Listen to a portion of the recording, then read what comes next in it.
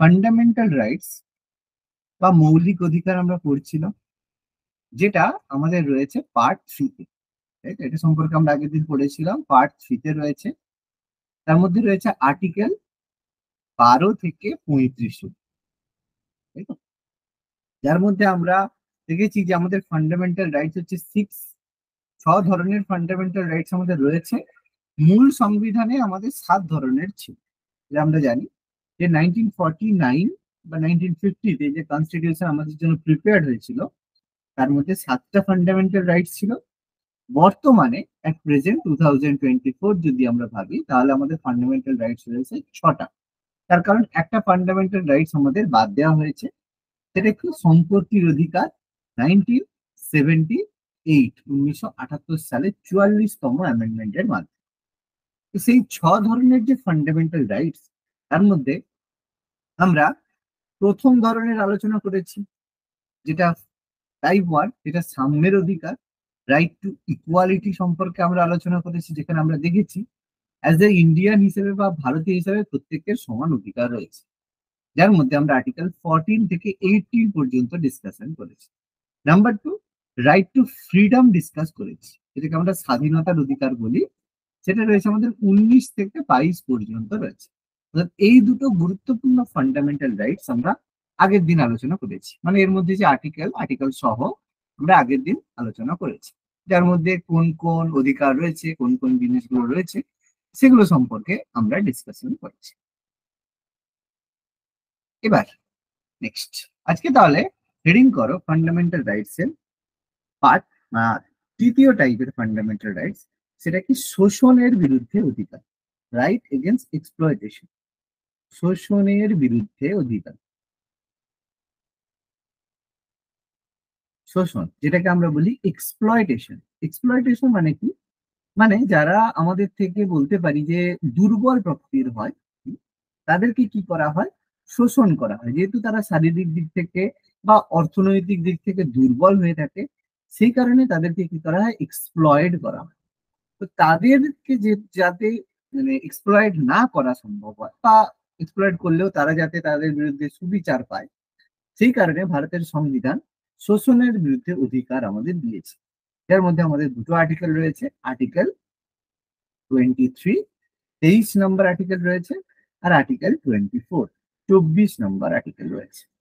দুটো গুরুত্বপূর্ণ আর্টিকেল আমাদের শোষণের বিরুদ্ধে অধিকারের মধ্যে রয়েছে। তাহলে আর্টিকেল 23 কি বলছে? যে আমরা বা কোনো ব্যক্তি মানুষ নিয়ে ব্যবসা করতে পারবে না। মানুষ নিয়ে ব্যবসা কি? যে আগে কি হতো, মানুষ দিয়ে কেনা বেচা হতো। যে এ আমার দাস, এইভাবে হতো, মানুষ নিয়ে কোনো ব্যবসা কেনা বেচা হতো। তো মানুষ নিয়ে ব্যবসা সম্পূর্ণ নিষিদ্ধ করা। যে তোমার কোনো দাস বা স্লেভ নেই, যত বড়ই ঋণ থাকুক, তুমি কাউকে স্লেভ করতে পারো না। অথবা কাউকে তুমি বেগার খাটাতে পারো না। বেগার খাটানো বলতে টাকা না দিয়ে খাটানো, ঠিক আছে? মানুষ নিয়ে ব্যবসা বেগার খাটানো বা ইচ্ছে নেই, ঠিক আছে, তার অনিচ্ছা সত্ত্বেও, ঠিক আছে, অনিচ্ছা সত্ত্বেও বলপূর্বক শ্রম দেয়। মানে তার ইচ্ছে নেই কাজ করার, তবু তাকে মানে মানে জোর করে কাজ করতে যদি বাধ্য করে থাকে, তাহলে এগুলো আমরা করতে পারবো না। এগুলো যদি করা হয়, এগুলো মানে অ্যাকর্ডিং টু ফান্ড আমাদের যে সংবিধান অনুযায়ী এগুলো কিন্তু দণ্ডনীয় অপরাধ। আর্টিকেল 24, 24 নম্বর আর্টিকেল আমাদের কি বলছে? 24 নম্বর আর্টিকেল বলছে যে 14 বছরের ছোট, ঠিক আছে, 14 বছরের কম বয়সী কোনো যদি শিশু হয়, কোনো যদি শিশু হয়, তাদেরকে কোনো বিপজ্জনক কাজে, ভালো করে বুঝবে, মানে এটা কিন্তু কখনোই এটা নয় যে চায়ের দোকানে কাজ করানো যাবে না, সেরকম না। কোনো বিপজ্জনক কাজ, হ্যাঁ, বিপজ্জনক কাজ বলতে কি? এটা হচ্ছে মাইনিং, মানে তোমার হচ্ছে শ্রমিক, মানে খনির মধ্যে কাজ, ঠিক আছে, বা কোনো কলকারখানায় কাজ, খনি, এটা সবচেয়ে বেশি খনিতেই হয়, সবচেয়ে ডেঞ্জারাস কাজ খনি বা কলকারখানা। এই সব জায়গায় কোনো কাজে কাজ করানো যাবে না। এরকম যাদের বয়স 14 বছরের কম, তাদের খনি বা কলকারখানায় কাজ নিষিদ্ধ করা হয়েছে। হুম। এই এই সংক্রান্ত গভর্নমেন্ট পরবর্তীকালে বিভিন্ন অ্যাক্ট পাস করেছে। হুম, তো সেই অ্যাক্টগুলোর মধ্যে একাধিক অ্যাক্ট রয়েছে, তার মধ্যে কিছু গুরুত্বপূর্ণ অ্যাক্ট যেটা হচ্ছে ফ্যাক্টরিজ অ্যাক্ট, কোম্পানির আইন বলা হয়ে থাকে। ফ্যাক্টরিজ অ্যাক্ট গুরুত্বপূর্ণ, এটা 1948 সালে করা হয়েছে। হুম, এরপর আমাদের আরো কিছু গুরুত্বপূর্ণ অ্যাক্ট হয়েছিল, তার মধ্যে ছিল মিনিমাম ওয়েজ অ্যাক্ট, মানে কাজের ক্ষেত্রে একটা ন্যূনতম মজুরি দরকার, এর নিচে তুমি কিছু মানে কাউকে কাজ করাতে পারবে না। মিনিমাম ওয়েজ অ্যাক্ট হয়েছিল 1948। তো এই ধরনের কিছু অ্যাক্ট পাস করা হয়েছিল এই কারণে। এবার দেখো, এই যে এত কিছু অ্যাক্ট পাস করা হয়েছে, এত কিছু হয়েছে, কিন্তু তবুও কি আমাদের শোষণ বা সমাজ থেকে শোষণ কি শেষ হয়েছে? তবুও কিন্তু হচ্ছে, এবং সেটা কিন্তু আমরা আজকে বন্ধ করতে অক্ষম। তো সেই কারণে গভর্নমেন্ট কি করেছে, সেই কারণে জনগণের মানে গভর্নমেন্টের সাথে সাথেও কিছু বিখ্যাত মানুষ এর পেছনে এগিয়ে এসেছিল। তার মধ্যে গুরুত্বপূর্ণ ছিল 1980 সালে একটা বিখ্যাত আন্দোলন, এটা হচ্ছে বচপন বাঁচাও আন্দোলন। হুম, এটা বচপন বাঁচাও আন্দোলন কার নেতৃত্বে হয়েছিল মনে আছে? কৈলাস কৈলাস সত্যার্থী। সত্যার্থী। কৈলাস সত্যার্থী, খুব ফেমাস একটা কোশ্চেন, পরীক্ষা আছে যে কৈলাস সত্যার্থীর যে বচপন বাঁচাও আন্দোলন কোন মৌলিক অধিকারের সাথে সম্পর্কিত, ঠিক আছে? এই ধরনের কোশ্চেন কিন্তু এসে থাকে। কৈলাস সত্যার্থী তিনি একজন মধ্যপ্রদেশের একজন ব্যক্তি ছিলেন, এমপি মধ্যপ্রদেশের একজন ব্যক্তি ছিলেন। তো তিনি এই যে শোষণের বিরুদ্ধে আন্দোলন করেছিলেন, যেই কারণে তাকে শান্তির জন্য নোবেল পুরস্কার দেওয়া হয়েছিল, নোবেল ফর পিস, শান্তির জন্য নোবেল পুরস্কার দেওয়া হয়েছিল কত খ্রিস্টাব্দে? 2014 সালে। 2014। ঠিক আছে, এগুলো আমাদের মাথার মধ্যে রাখতে হবে। হুম, এবার দেখো, দেখো আইন যেমন আছে, আমাদের আইনের কিছু ব্যতিক্রমও আছে। তো এই আইনের ক্ষেত্রে ব্যতিক্রম কি? এই আইনের ক্ষেত্রে একটা ব্যতিক্রম আছে যে কাউকে বলা হয়েছে যে জোর করে বেকার খাটানো যাবে না, বা কেউ ইচ্ছে করছে না তবুও করতে পারে, বলপূর্বক করানো যাবে না, কিন্তু এটা করা যেতে পারে কখন? জনস্বার্থে। ঠিক আছে, জনস্বার্থে যদি গভর্নমেন্ট বা ভারতের মানে গভর্নমেন্ট অফ ইন্ডিয়া যদি মনে করে, ঠিক আছে, গভর্নমেন্ট অফ ইন্ডিয়া যদি মনে করে মানুষকে এটা ব্যবহার করতে পারে। কিরকম ভাবে? যেমন একটা দেশ রয়েছে ইসরায়েল, এটা নাম শুনেছি। সেই দেশে প্রত্যেকের ক্ষেত্রে একটা ম্যান্ডেটারি সামরিক শিক্ষা নেওয়া, ঠিক আছে? তো আজকে গভর্নমেন্ট যদি মনে করে যে ভারতের প্রত্যেক মানুষকে মিলিটারি ট্রেনিং নেওয়া বাধ্যতামূলক, তাহলে কিন্তু সবাই বাধ্যতামূলকভাবে সামরিক শিক্ষা গ্রহণ করবে। অর্থাৎ সরকার যদি মনে করে, অথবা গভর্নমেন্ট বললো যে এই সময় সমাজে আমাদের কোভিড এর কারণে প্রচুর লোক মারা যাচ্ছে, তো প্রচুর মানুষকে মানে বলা হলো যে প্রত্যেক সরকারি কর্মচারী বা এরকম কোনো ব্যক্তি যাদের বয়স 18-র বেশি তাদেরকে বিভিন্ন সেবামূলক কাজে যোগদান করতে হবে। সেই জায়গায় তুমি না বললেও তোমাকে করতে হবে যদি গভর্নমেন্ট অর্ডার দিয়ে থাকে। অর্থাৎ জনস্বার্থে গভর্নমেন্ট অফ ইন্ডিয়া যদি মনে করে, তাহলে কিন্তু তোমার ইচ্ছের বিরুদ্ধে, ঠিক আছে, তোমার ইচ্ছের বিরুদ্ধে তোমাকে শ্রমদানে বাধ্য করা যেতে পারে। এটা হচ্ছে এক্সেপশন, জনস্বার্থে কিন্তু এটা করা যেতে পারে। ওকে, বলো, এতটা ক্লিয়ার হলে বলবে, কোনো প্রশ্ন থাকলে এর মধ্যে বলবে।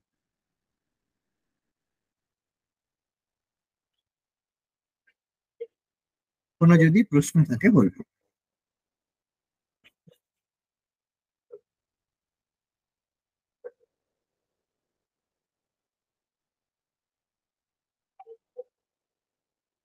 নেই। নেক্সট হচ্ছে ধর্মীয় স্বাধীনতার অধিকার, মানে যেটাকে আমরা বলবো freedom of religion, freedom of religion. এটা খুব গুরুত্বপূর্ণ একটা ফান্ডামেন্টাল রাইটস বা মৌলিক অধিকার রয়েছে। এর মধ্যে কি জিনিসপত্র রয়েছে বা কি রয়েছে এর মধ্যে? তাহলে এর মধ্যে অবশ্যই আমাদের থাকবে আর্টিকেল 25, দেখো 23-24 হয়ে গেছে, আর্টিকেল 25 থাকবে, আর্টিকেল 26 থাকবে, আর্টিকেল 27 থাকবে, আর্টিকেল 28 থাকবে। এর মধ্যেই আমাদের রয়েছে ধর্মীয় স্বাধীনতার অধিকার, চারটে আর্টিকেল আমাদের রয়েছে। তো আর্টিকেল 25, ঠিক আছে, তো এখানে ধর্মীয় স্বাধীনতা অধিকার বলার আগে মাথায় রাখবে আমাদের যে মূল সংবিধান ছিল 1949-এ, যে মূল সংবিধান ছিল সেখানে কিন্তু কোনো জায়গাতে লেখা নেই যে ভারত ধর্ম নিরপেক্ষ। ঠিক আছে, ধর্ম নিরপেক্ষ যে কথাটা দেখো এখন প্রত্যেকেই দেখো বলতে থাকে যে আমরা সেকুলার। এই সেকুলার টার্ম বা ধর্ম নিরপেক্ষ কিন্তু মূল সংবিধান আমাদের কোনোদিন বলেনি। এটাকে কি করা হয়েছে, ইন্দিরা গান্ধী এটাকে 1976-এ 44তম অ্যামেন্ডমেন্টের মাধ্যমে জোর করে এটাকে অ্যাড করেছে মূল আমাদের সংবিধানের মধ্যে। এবং এই যে অ্যামেন্ডমেন্টটা হয়েছিল এটা কোনো আলোচনা ছাড়াই, মানে পুরো সংবিধান চেঞ্জ করা হয়েছিল এমার্জেন্সির সময়। অর্থাৎ এই পরিবর্তনের মানে উপর শুধু ইন্দিরা গান্ধী যা চেয়েছে সেটাই চেঞ্জ করেছে। ওকে, কারো কোনো মতামত ছাড়াই এই অ্যামেন্ডমেন্টটা হয়েছে। এই কারণে এটা খুবই বিতর্কিত একটা টার্ম। তো যাই হোক, এটা আমাদের মনে রাখতে হবে। তো এখানে একটা প্রশ্ন আছে যে ধর্মনিরপেক্ষ বলতে আমরা কি বুঝি। তো ধর্মনিরপেক্ষতার কথার অর্থ যে সব ধর্মকে সমানভাবে মর্যাদা দেওয়া, অর্থাৎ রাষ্ট্র কোনো ধর্মের প্রতি কিন্তু পক্ষপাতিত্ব করবে না। অর্থাৎ ধর্মনিরপেক্ষতার কথার অর্থ সর্বধর্মকে, সব ধর্মকে সমান মর্যাদা দেবে। ঠিক আছে, তো দেখে শুনে উত্তর করবে, কারণ স্টেটমেন্ট যেরকম থাকবে সেইভাবে কিন্তু উত্তর দিতে হবে। তো এই অনুযায়ী আর্টিকেল 25 বলেছে, আর্টিকেল 25 বলেছে যে কোনো ব্যক্তি, ঠিক আছে, নিজের ইচ্ছে অনুযায়ী যে কোনো ধর্ম গ্রহণ করতে পারে। ঠিক আছে, যে কোনো ধর্ম গ্রহণ করতে পারে যে কোনো মানুষ। ঠিক আছে, এবার সেক্ষেত্রে তার যা প্রভিশন আছে যে পদ্ধতিতে হতে পারবে সেরকম নয়।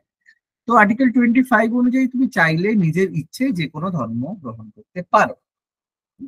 তবে এই জায়গায় কেউ যদি ফোর্স করে সেটা কিন্তু তোমার বিরুদ্ধে, মানে যে ফোর্স করবে তার জন্য কিন্তু দণ্ডনীয় অপরাধ হয়ে যাবে। অর্থাৎ যে কোনো ধর্ম তুমি গ্রহণ করতে পারো, সেই ধর্ম তুমি প্রচার করতে পারো, কিন্তু কাউকে ফোর্স করতে পারো না যে এই ধর্ম তোমাকে ফলো করতে হবে। এবং সেই অনুযায়ী ধর্মের তুমি অনুষ্ঠানও করতে পারো, ফেস্টিভ্যাল করলে, ঠিক আছে, অনুষ্ঠান পালনও করতে পারো, কিন্তু কাউকে জোর করে তুমি ধর্মান্তরিত করতে পারবে না। সেটা হয়ে যাবে কনভিকশন, মানে সেটা তোমার বিরুদ্ধে অভিযোগ হয়ে যাবে। আর্টিকেল 25।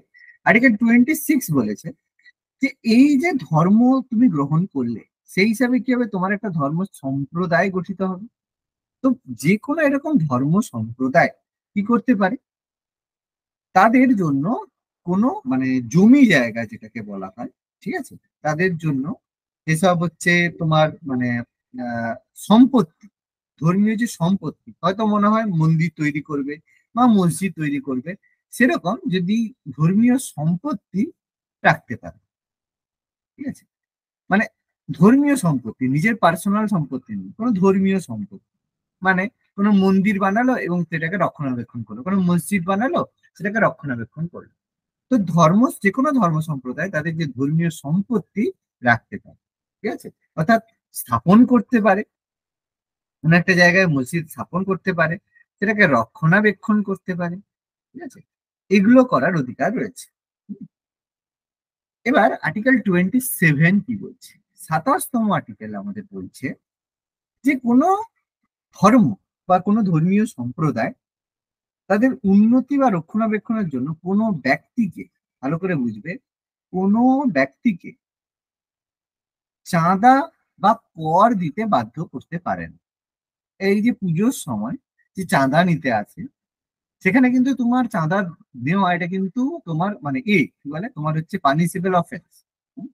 তো তুমি যদি এর বিরুদ্ধে কেস করো, কোর্টে কেস করো, তাহলে কিন্তু যে চাঁদা নিতে এসছে বা তার বিরুদ্ধে কিন্তু তার কিন্তু শাস্তি হবে। কিন্তু আমরা কেন চাঁদা দিই, তার কারণ কি পাড়ার মধ্যে পুজো হয়, তো কি অত সমস্যার মধ্যে ঝামেলার মধ্যে যাবে, ওই জন্য আমরা চাঁদা দিয়ে দিই। কিন্তু কোনো ব্যক্তিকে কিন্তু জোর করে চাঁদা বা কর দিতে বাধ্য করা যায় না।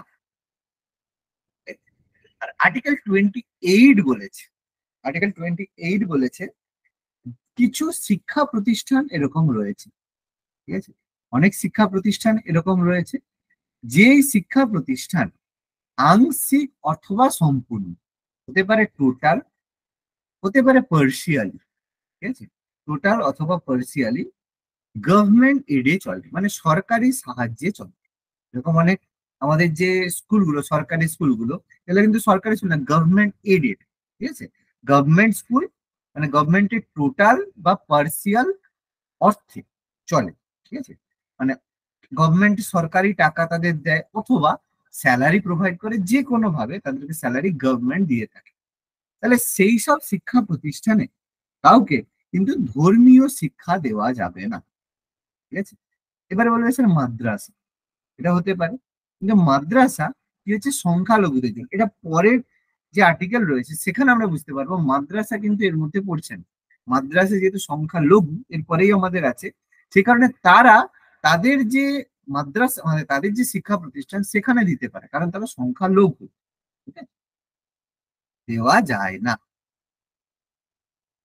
বলো, এর মধ্যে কোনো ডাউট থাকলে বলবো।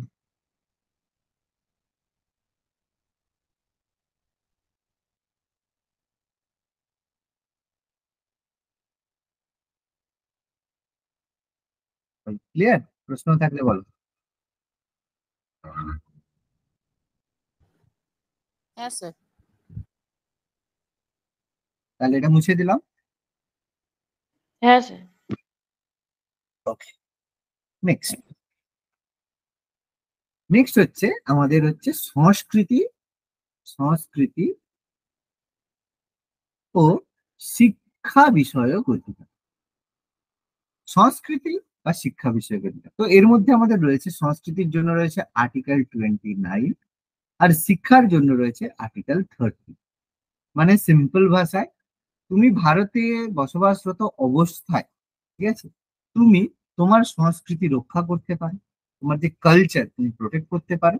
আর আর্টিকেল 30 বলছে, তো তুমি যেহেতু একটা সংখ্যালঘুর মধ্যে পড়ো, ঠিক আছে, এখানেই রয়েছে সংখ্যালঘুর মধ্যে পড়ো, তো সংখ্যালঘুদের জন্য শিক্ষা প্রতিষ্ঠান তোমার থাকবে। তো মাদ্রাসা হচ্ছে সংখ্যালঘু শিক্ষা প্রতিষ্ঠান, এই কারণে মাদ্রাসাতে ধর্মীয় শিক্ষা দেওয়া যায়, কারণ এটা সংখ্যালঘুদের শিক্ষা প্রতিষ্ঠান। ওকে, মাইনরিটি।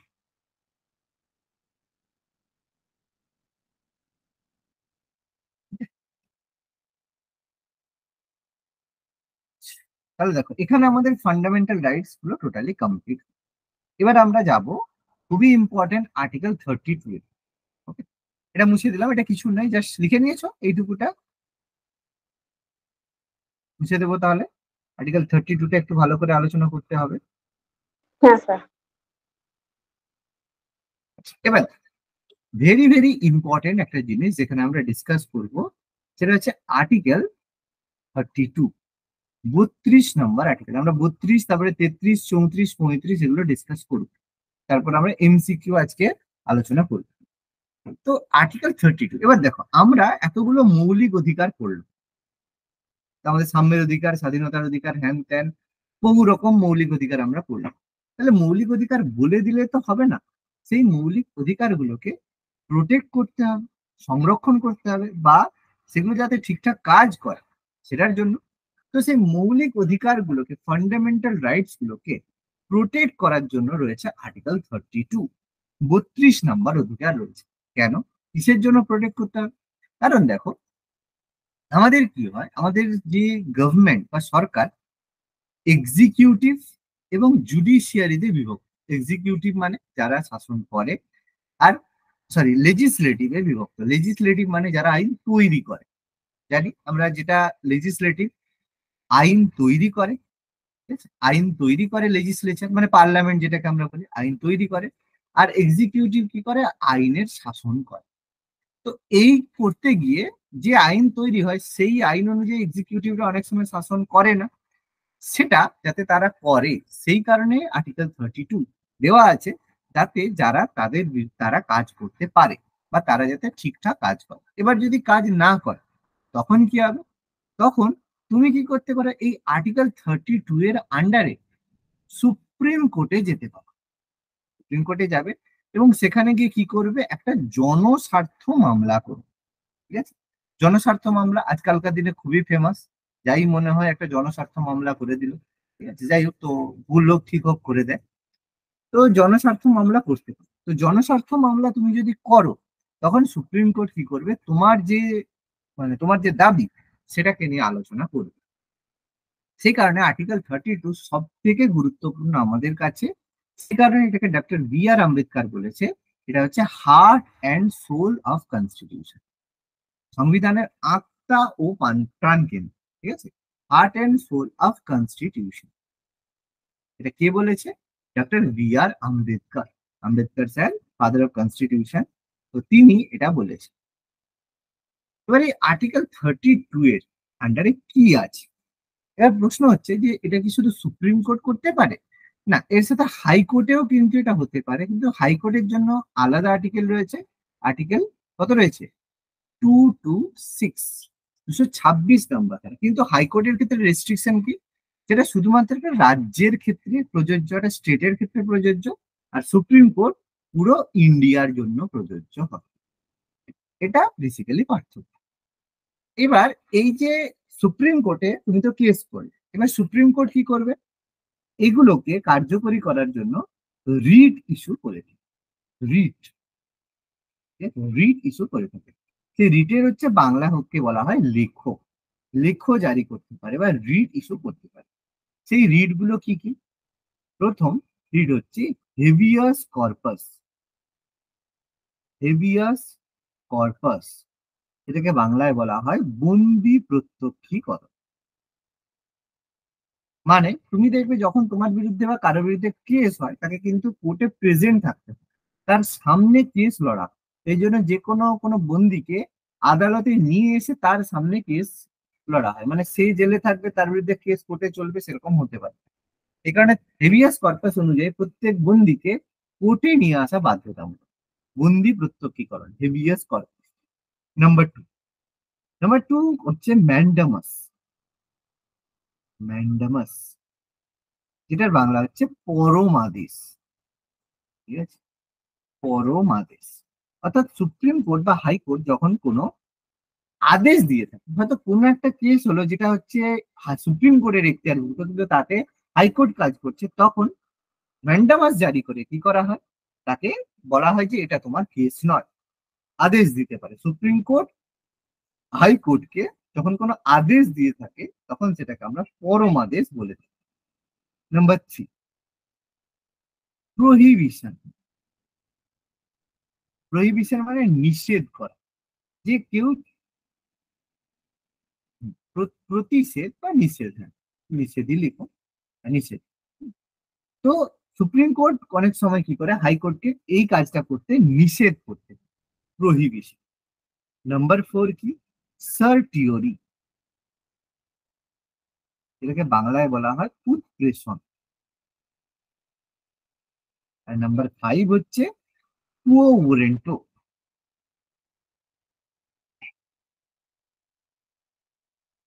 এটাকে বলে অধিকার বিচ্ছেদ। মানে যেটাকে আমরা বলি, সাপোজ কোনো একজন ব্যক্তি মানে কোনো একটা পোস্ট দখল করেছে বা কোনো একটা পোস্টে চাকরি করছে বা যে কোনো জায়গায় রয়েছে, তো তাকে তার যে বলা হয় যে তুমি কোন অধিকারে এই কাজটা করছো, সেটা হচ্ছে কুও ওয়ারেন্টোর মধ্যে পড়ে থাকে। তো এগুলোকে আমরা বলি রিট। ঠিক আছে, এগুলোকে আমরা রিট বলি। তো এই যে হেভিয়াস কর্পাস, এটা কিন্তু সব সময় কোনো ব্যক্তির বিরুদ্ধে, এগেনস্ট এনি পার্সন, কোনো পার্সনের বিরুদ্ধে এটা হতে পারে। ঠিক আছে, হেভিয়াস কর্পাস বুঝিয়ে দিলাম যে এদের মধ্যে। ঠিক আছে, আর ম্যান্ডামাসের ক্ষেত্রে কি? ম্যান্ডামাস এখানে এই যে বললাম, যার অর্থ হচ্ছে কমান্ড, মানে এখানে পরম আদেশ, কমান্ড করা হচ্ছে।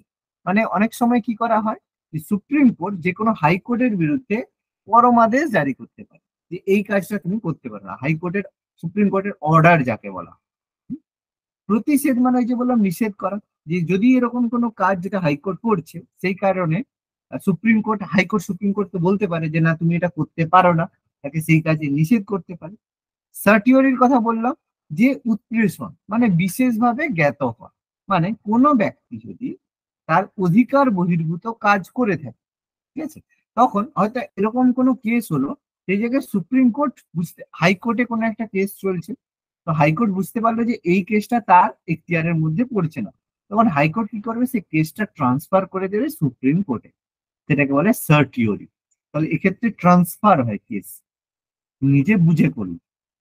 আর অধিকার পিচ্ছা মানে কোনো ব্যক্তি যদি কোনো পদের দাবিদার হয় তাহলে তাকে প্রশ্ন করা যেতে পারে যে সে কোন অধিকারে এই কাজটা করছে। বলো, বোঝা গেল রিড গুলো?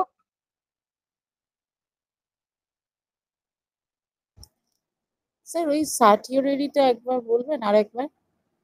আর সার্টিওরি হচ্ছে উৎপ্রেষণ, মানে এরকম কোনো কেস হলো যে কেসটা হাইকোর্টের মধ্যে, হাইকোর্টের কাছে এলো, হাইকোর্ট সেটা বুঝতে পারলো যে এটা তার এখতিয়ারের মধ্যে পড়ছে না, সে তখন সেই কেসটা সুপ্রিম কোর্টে ট্রান্সফার করে দিল।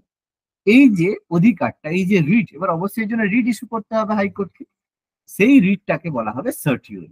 এবার বোঝা গেছে? হ্যাঁ স্যার, মানে ম্যান্ডামাসের উল্টোটা হচ্ছে সার্টিওরি। ম্যান্ডামাসের উল্টোটা হচ্ছে সার্টিওরি।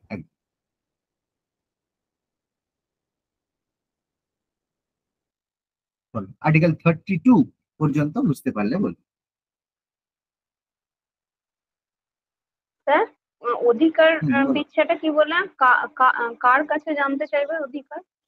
অধিকার পিচ্ছা বলতে এখানে বলবে কোন সরকারি পদের অধিকার, ঠিক আছে? তুমি তো কোনো জব করছো, বা কোনো প্রাইম মিনিস্টার, কোনো চিফ মিনিস্টার, যে কোনো সরকারি পদের অধিকারীকে, মানে যে সেই পদে আছে, তুমি প্রশ্ন করতে পারো, কোর্ট প্রশ্ন করতে পারো, বা তুমি পিআইএল করে প্রশ্ন করতে পারো যে আপনি কোন অধিকারে এই পোস্টটা নিচ্ছেন। সাপোজ আজকে নরেন্দ্র মোদী প্রাইম মিনিস্টার, ঠিক আছে, প্রাইম মিনিস্টার আছে, তুমি কি করলে কোর্টে গিয়ে জনস্বার্থ মামলা করলে যে নরেন্দ্র মোদী হচ্ছে মানে কি বলে মিথ্যে কথা বলে বা মিথ্যে এ করে প্রাইম মিনিস্টার হয়েছে, তুমি দাবি করতে পারো।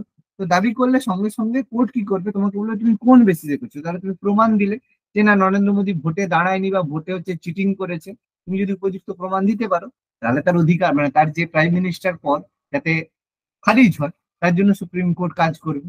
অর্থাৎ এই যে তুমি, সুপ্রিম কোর্ট তখন নরেন্দ্র মোদীকে প্রশ্ন করবে, বলবে তুমি কোন অধিকারে মানে প্রাইম মিনিস্টার আছো, সে তখন অ্যান্সার দেবে আমি এই ভোটে জিতেছি বলে আছি।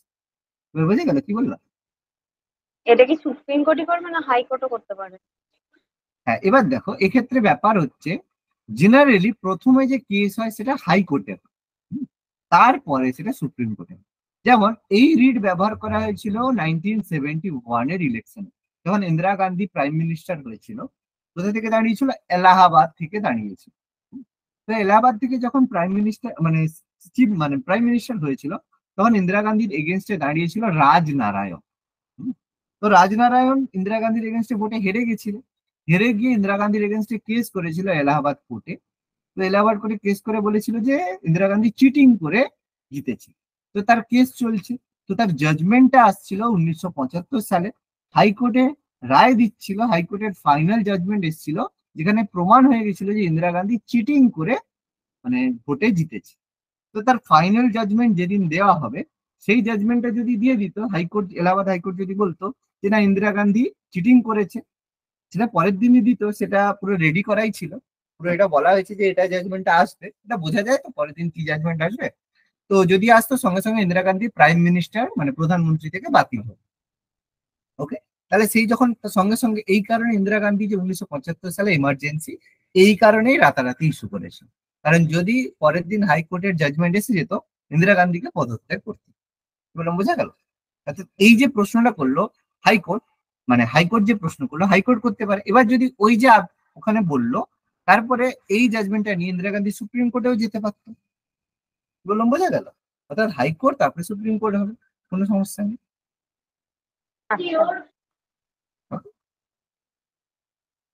আচ্ছা, বলো ক্লিয়ার হলে বলবে।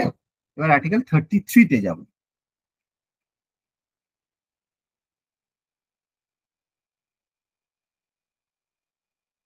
ক্লিয়ার? হ্যাঁ স্যার। ওকে,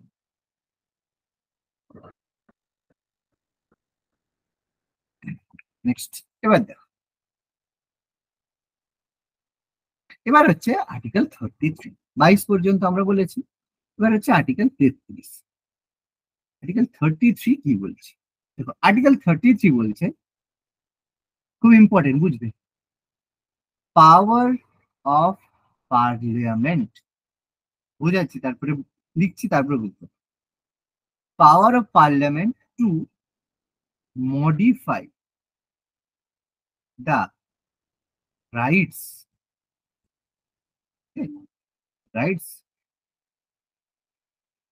conferred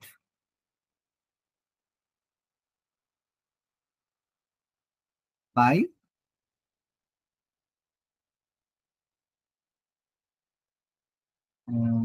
conferred, হ্যাঁ। এবার কি জিনিসটা ভালো করে বোঝো। সাপোজ কি হয়, বিভিন্ন যে আমাদের যে পার্লামেন্ট বা ভারতের সংসদের কাছে কিছু ক্ষমতা রয়েছে এক্সট্রা। কি রয়েছে? যে অধিকারগুলোকে, power of parliament to modify the rights conferred, ঠিক আছে, রাইটস কনফার্ট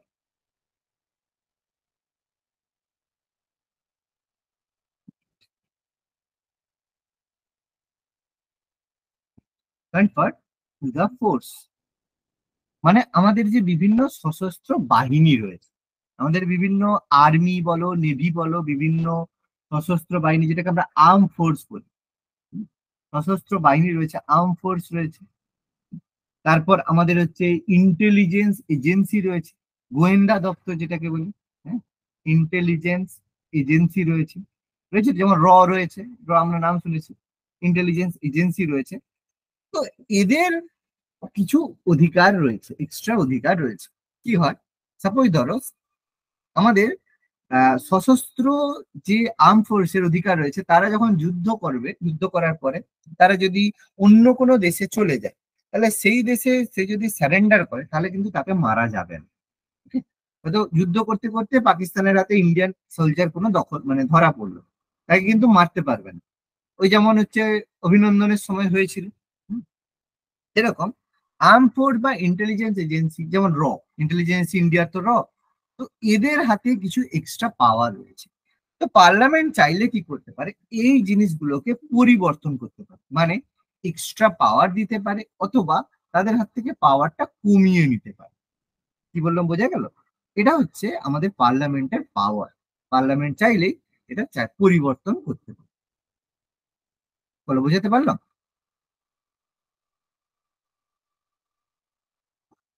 আর্ম ফোর্স প্লাস যে আমাদের যে বিভিন্ন ব্যুরোগুলো, ইন্টেলিজেন্স এজেন্সি রয়েছে, তাদের চাইলে পার্লামেন্ট এগুলোকে পরিবর্তন করতে পারে। Article 33 clear? হ্যাঁ স্যার। আচ্ছা, আর্টিকেল 34 34 কি বলছে? 34 বলছে restriction on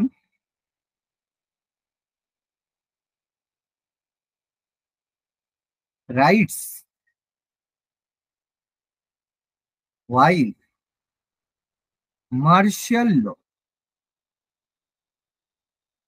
in force in any area। তো তোমরা মার্শাল ল শুনেছো? মার্শাল ল না কোনোদিন শোনোনি?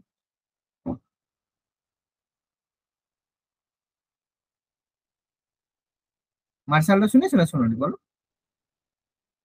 যেটাকে আমরা সামরিক আইন বলে। কি হয় দেখবে, কোনো জায়গায় যদি গন্ডগোল হয়, তাহলে কি হয়, সেই জায়গায় মার্শাল ল, যেটাকে বলি সামরিক, মিলিটারি অনেক সময় নামে না, লড়াই টড়াই হলে সেই জায়গায় সামরিক বাহিনী, মিলিটারি নেমে যায়, তাহলে সেই জায়গায় তখন মার্শাল ল চলে। তো সেই মার্শাল ল অনুযায়ী কি হয়, কোনো ব্যক্তিকে কোনো ব্যক্তিকে মানে আহ, এরকম অবস্থা, মার্শাল ল এর মধ্যে কোনো ব্যক্তিকে সেই জায়গায় মানে রক্ষণাবেক্ষণ। এবার ধরো এই সময় কি হয়, যে কোনো সময় কি হয়, এরকম কোনো পার্সন এরকম রয়েছে, কোনো সরকারি কর্মচারী রয়েছে বা কোনো পার্সন ইন গভর্নমেন্ট রয়েছে, তাকে সেই জায়গার শান্তি রক্ষা করার জন্য, পিস মেনটেনের জন্য কি করা হচ্ছে, তার হচ্ছে মানে করতে হয়েছে, তো আইনটাকে ভাঙতে হয়েছে। হতে পারে কোনো সেই জায়গার মানে শান্তির জন্য, ফলে কি হবে, তাকে সাসপেন্ড বা তাকে মানে ক্ষতিপূরণ দিতে হতে পারে। কিন্তু সেটা না করে কি করা হয়, তাকে ক্ষতিপূরণ না দিয়ে তাকে মানে দেওয়া হয়, তাকে হচ্ছে মানে ভালো প্রমোট করা হয়। এটা কিসের জন্য কি হয়, যে যখন মার্শাল ল থাকে কোনো জায়গায়, মার্শাল ল যখন কার্যকরী হয়, হুম, সেই জায়গায় সাধারণ মানুষের রেস্ট্রিকশনস থাকে, কিন্তু কোনো গভর্নমেন্ট অফিসিয়াল বা সরকারি কোনো পদাধিকার ব্যক্তির ক্ষেত্রে স্পেশাল কিছু রাইট থাকে। সেই জায়গায় স্পেশাল কিছু রাইট থাকে, যে সেই স্পেশাল রাইটে সাপোজ ধরো কোনো মিলিটারি ম্যান, সেই জায়গায় কোনো মার্শাল ল চলছে, তার মধ্যে কোনো একজন লোক হয়তো ঘরের বাইরে বেরিয়েছে বা কোনো কিছু রয়েছে, তাহলে সেই অনুযায়ী গাড়ি বা কোনো কিছু তুমি মার্শাল ল অনুযায়ী সেই সময় তুমি গাড়ি ব্যবহার করতে পারবে না। কিন্তু সেই কোনো মিলিটারি লোক কি করলো, সেই সময় কোনো প্রেগনেন্ট মহিলা হয়তো থাকলো, তো তাকে হেল্প করার জন্য সে কি করলো, গাড়ি নিয়ে হসপিটাল পর্যন্ত গেল বা তাকে পৌঁছে দিল। তাহলে সেই জায়গায় সে তো করার অধিকার তার নেই, কিন্তু সে যেহেতু এই কাজটা ভালোর জন্য করেছে, সেই জন্য তাকে কি করা হয়, সাজা বা শাস্তি দেওয়া হয় না, বরং তাকে কি করা হয়, আরো বেশি মানে তাকে তার জন্য পুরস্কৃত করা হয়ে থাকে। কি বললাম, বোঝা গেল?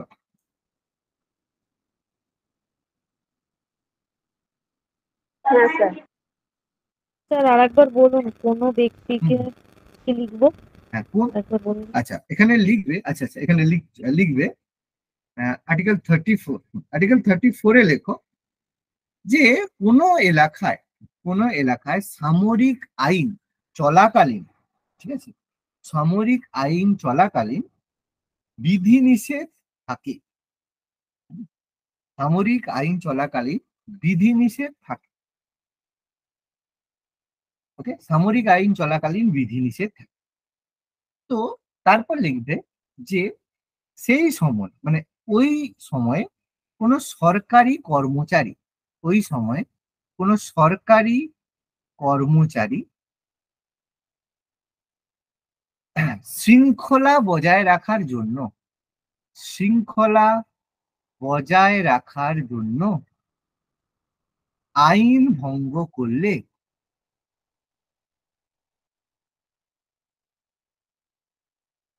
তাকে পুরস্কৃত করা হয়।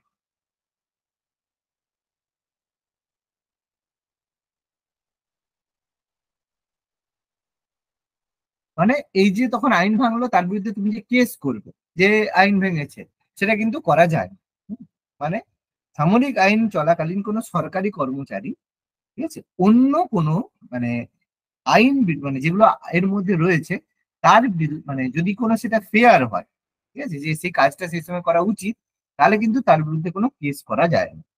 বরং যদি কেস করো বা কোনো কিছু করো, তার জন্য যদি সেটা প্রমাণ হয় যে সে সেটা ভালো কাজের জন্যই করেছে, তখন কিন্তু তাকে পুরস্কৃত করা হয়ে থাকে।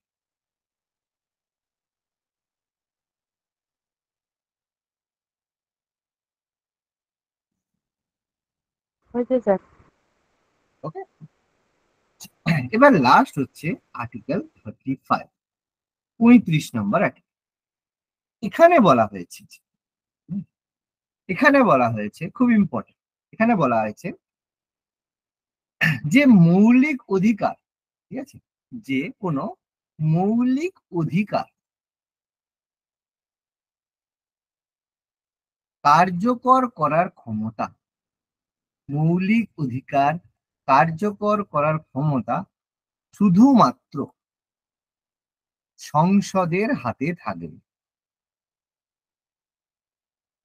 ঠিক আছে, শুধুমাত্র সংসদের হাতে থাকবে, রাজ্যের হাতে নয়। অর্থাৎ ফান্ডামেন্টাল রাইটস সংক্রান্ত সমস্ত পাওয়ার আমাদের পার্লিয়ামেন্টের কাছে থাকবে, কোনো লেজিসলেটিভ অ্যাসেম্বলির কাছে নয়। বোঝা গেল?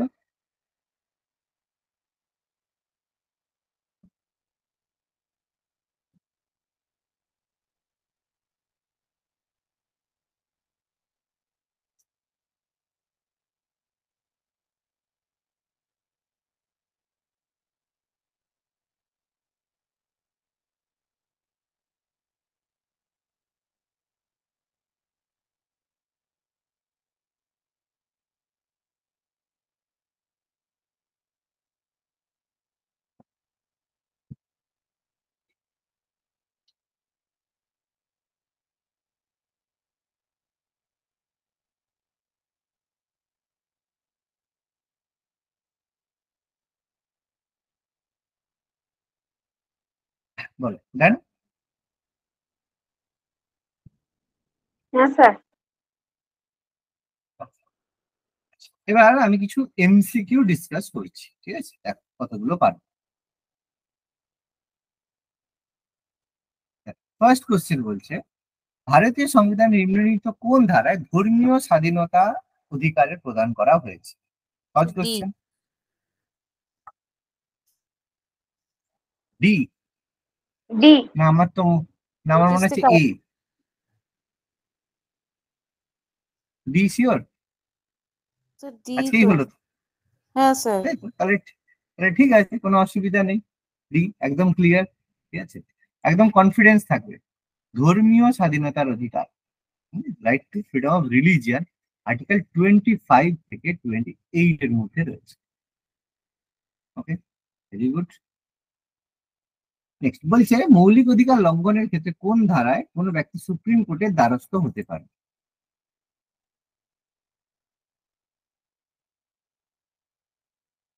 Fundamental C. রাইটস লঙ্ঘনের ক্ষেত্রে 32 স্যার, সি। সি, এক্ষুনি আজকেই বললাম, আর্টিকেল 32, 32 নাম্বার ধারার মাধ্যমে করতে পারে, যেটাকে আমরা কি বললাম, রিট, তাই না? এই যে তুমি গেলে, এটাকে বলা হয় রিট পিটিশন। রিট পিটিশন,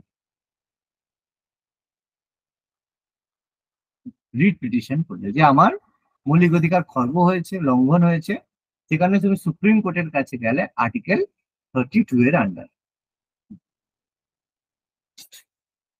ভারতীয় সংবিধানের 14 নম্বর ধারার সাথে সম্পর্কিত কোনটি? ডি। সমতার অধিকার। ডি। সমতার অধিকার, মানে যেটাকে আমরা বলি রাইট টু ইকুয়ালিটি, ঠিক আছে, সাম্যের অধিকার, সমতার অধিকার, রাইট টু ইকুয়ালিটি। আর 14 নম্বর ধারা কত ধরনের সমতার কথা বলা হয়েছে?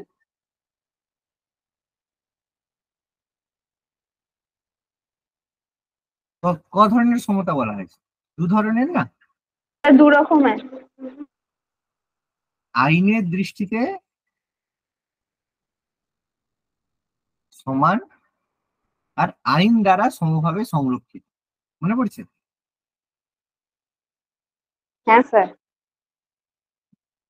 বলতে হবে। নেক্সট বলেছে, জীবন ও ব্যক্তিগত স্বাধীনতার অধিকার সুরক্ষা কোন ধারায় প্রদান করা হয়েছে? 24 এ। 21। আর্টিকেল 21 বলাই হয়েছে না, যে কাউকে মানে তার বিরুদ্ধে তাকে হত্যা করা যাবে না, তার রয়েছে না আর্টিকেল 21, কখনোই সাসপেন্ড করা যায় না। এমার্জেন্সির সময়ও আর্টিকেল 21 মানে তোমার করা যায় না, এমার্জেন্সির সময়ও ক্যান নট বি সাসপেন্ড। এই জন্য বলা হয়েছে যতই করুক, পুলিশেরও কিন্তু ক্ষমতা নেই কাউকে গুলি করা, গুলি করে মেরে দেওয়া। ওই জন্য এই যে উত্তরপ্রদেশে হচ্ছে, হুম, করা যায় না, হ্যাঁ, সাসপেন্ডেড।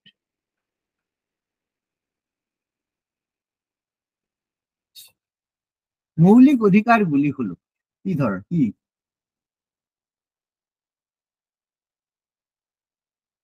মৌলিক অধিকারগুলো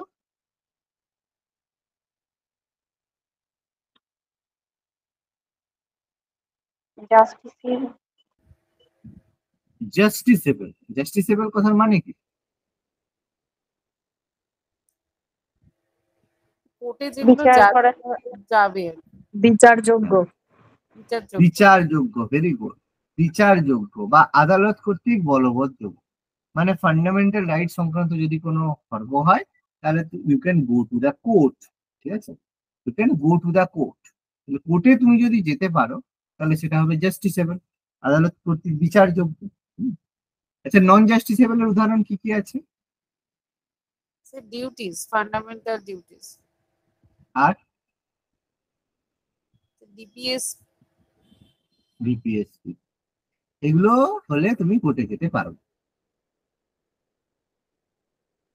ভারতীয় সংবিধানে প্রদত্ত মৌলিক অধিকারের রক্ষক কে, প্রোটেক্টর কে?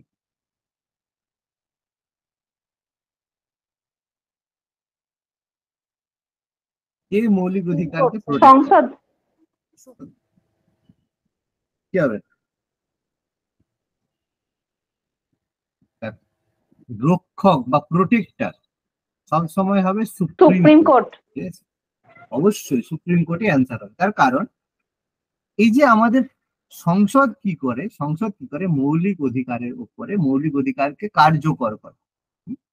কিন্তু মৌলিক অধিকার যদি খর্ব হয় তাহলে সেটা রক্ষণাবেক্ষণ দেখবে কি? গার্ডিয়ান যে বলতে পারি, হ্যাঁ, গার্ডিয়ান কি করে? রক্ষণাবেক্ষণ করে। আর এ কি করে? সংসদ কি করে? কার্যকর করে। এই কারণে মৌলিক অধিকারকে রক্ষণাবেক্ষণ করে সুপ্রিম কোর্ট। যদি বলে কোন আর্টিকেলের মাধ্যমে সুপ্রিম কোর্ট মৌলিক অধিকার রক্ষণাবেক্ষণ করে? আর্টিকেল 32। 32, যেটা আমরা আলোচনা করলাম একদম। আচ্ছা, কোন ধারাটিকে ডক্টর বি আর আম্বেদকর সংবিধানের হৃদয় ও আত্মা বলেছেন? আজকেই বললাম, ডি 32। সংবিধানের হৃদয় এবং আত্মা বলা হয়েছে এই যে আমাদের যে আর্টিকেল 32 কে heart and soul of the constitution. তাকে খুব ভালোভাবে বললাম কেন বলা হয়, কারণ এটাই আমাদের মৌলিক অধিকারকে রক্ষণাবেক্ষণ করে। বর্তমানে সম্পত্তির অধিকার হলো একটি আইনি অধিকার, সি। অবশ্যই এটা আমাদের প্রেজেন্টলি আইনি অধিকার। অবশ্যই আইনি অধিকার, লিগাল রাইটস।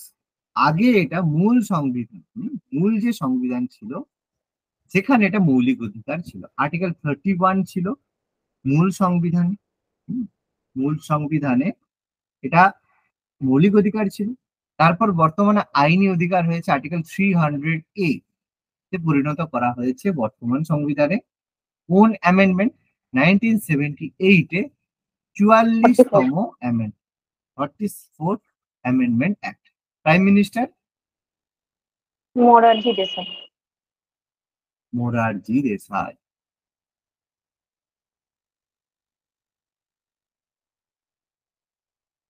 কর্ণাটকের স্ক্যান্ডেল দেখেছো? কি হয়েছে?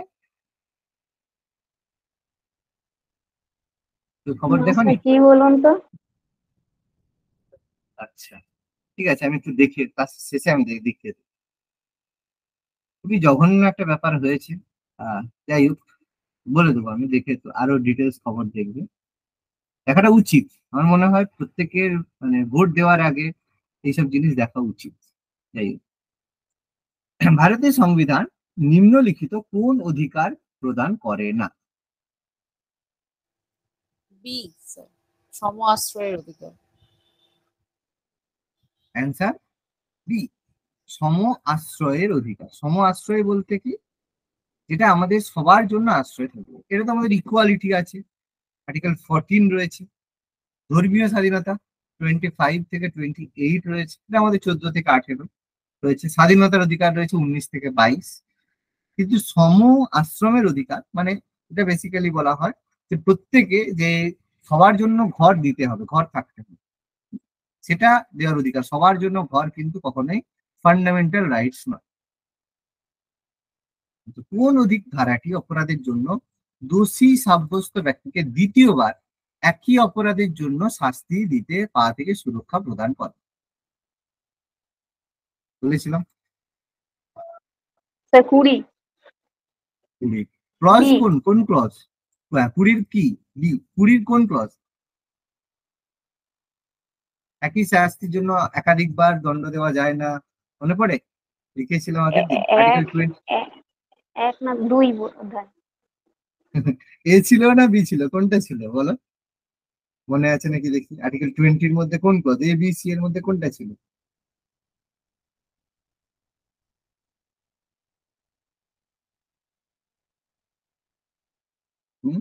বি ছিল, ঠিক আছে, আর্টিকেল 20-র বি ছিল। আর সিটা কি ছিল মনে আছে? নিজের তাহলে বিরুদ্ধে সাক্ষী দেওয়া যাবে না। নিজের বিরুদ্ধে সাক্ষ্য দিতে বাধ্য করা যাবে না। ভারতীয় সংবিধানে কোন অধিকারে মৌলিক অধিকার প্রদান করা হয়েছে? সহজ কোশ্চেন। তৃতীয় খণ্ড। দ্বিতীয় খণ্ড, বি, পার্ট 3। পরিষ্কার আমরা বুঝলাম, পার্ট 3, আর্টিকেল তোমার 12 থেকে 35, 12 থেকে 35। প্রথম কোশ্চেনে যেটা বললাম, মানে প্রথমেই যেটা বললাম। আচ্ছা, আচ্ছা, ভারতীয় সংবিধানের নিচে কোন অধিকারটি সমতার অধিকারের অন্তর্ভুক্ত নয়?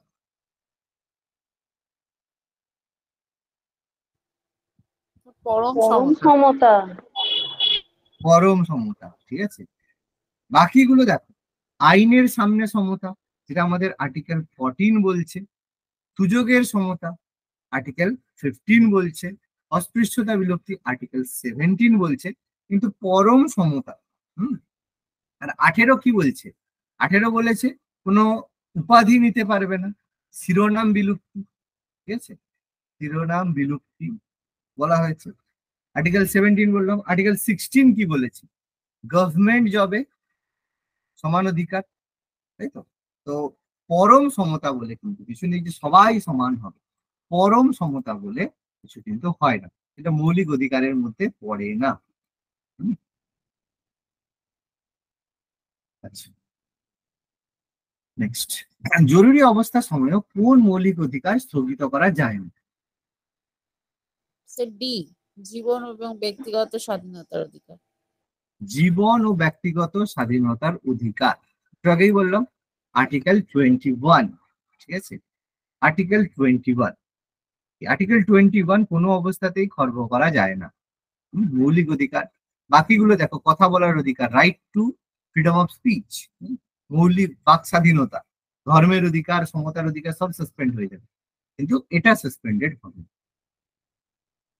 ভারতীয় সংবিধানের কোন অনুচ্ছেদে ধর্মীয় স্বাধীনতার অধিকার বর্ণিত রয়েছে? এ। এ। একটু আগে মনে প্রথম কোশ্চেন এটা ছিল মনে হচ্ছে না? হ্যাঁ স্যার। আচ্ছা, এটা রিপিট হয়েছে। নেক্সট, এটা কি হবে? ভারতীয় সংবিধান নিচের কোন ধারাটি আইনের আগে সমতা এবং ভারতের অঞ্চলের মধ্যে আইনের সমান সুরক্ষার গ্যারান্টি দেয়?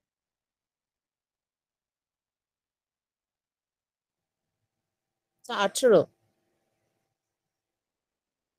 18টা কেন? আইনের আগে সমতা, আর আইন দ্বারা, ওই তো বললাম দুটো স্যার না। 14। 14 था ইকুয়ালিটি বিফোর ল তো। হ্যাঁ 14 স্যার। ইকুয়ালিটি বিফোর ল আর ইকুয়াল প্রোটেকশন অফ ল। আইনের আগে সমতা মানে ইকুয়ালিটি বিফোর ল আর ইকুয়াল প্রোটেকশন অফ ল।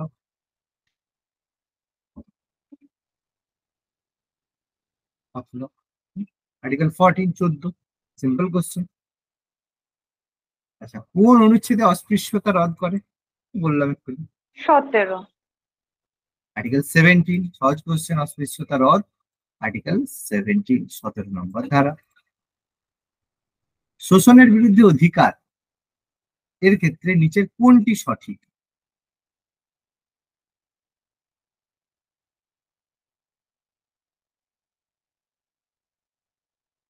জোরপূর্বক শ্রম।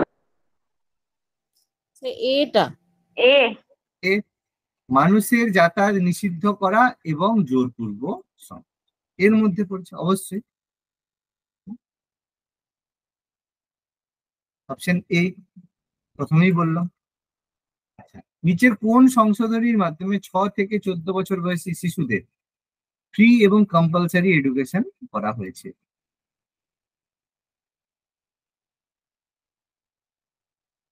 ওটা লেখানো হয়নি না, ভুলে গেছে। এটা ছিল 84। 84। 86তম হ্যাঁ। 86তম সংবিধান সংশোধন 2002, প্রাইম, যেটা হচ্ছে সর্বশিক্ষা অভিযান। প্রাইম মিনিস্টার কে ছিল?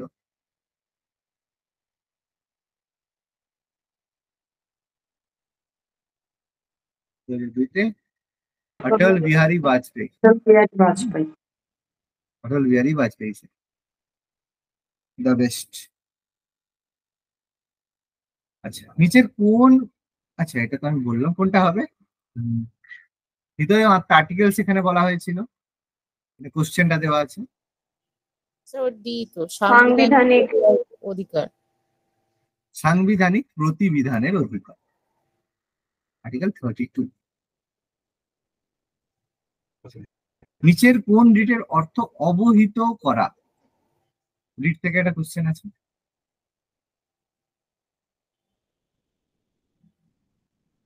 একটু আগেই বললাম, বিশেষভাবে জ্ঞাত হওয়া, অবহিত হওয়া। মান্দামাস। ম্যান্ডামাস কি? তাহলে সার্টিওরারি। সার্টিওরি। সার্টিওরি, যে নিজেই তো জিজ্ঞেস করলে একটু আগে, হ্যাঁ স্যার। তাই না? ওখানে নিজেই তো জিজ্ঞেস করলে। উৎপ্রেক্ষণ ছিল স্যার। হ্যাঁ, উৎপ্রেষণ ছিল। এবার এটা তো বিশেষভাবে অবহিত করা না, ইনফর্ম করা। সার্টিওরি কথার উৎপ্রেক্ষণটাই এত অর্থ শক্ত হচ্ছে না, মানে প্রত্যয়িত করা, ঠিক আছে? তারপর হচ্ছে তোমার অবহিত করা, সব সার্টিওরি। আচ্ছা স্যার। তাহলে আমরা ফান্ডামেন্টাল রাইটস আজকে টোটাল এমসিকিউ ডিসকাস করলাম, ঠিক আছে? তাহলে নেক্সট ডে আমরা এর যে পরে রয়েছে যে ডিপিএসপি আর ফান্ডামেন্টাল ডিউটিস ডিসকাস করব, আর তার সাথে সাথে এমসিকিউ আলোচনা করব। সেটা আমাদের ছোট পার্ট, খুব বেশি বড় নেই। ফান্ডামেন্টাল ডিপিএসপি আর ফান্ডামেন্টাল ডিউটিস আমরা নেক্সট ডে একসাথে আলোচনা করব।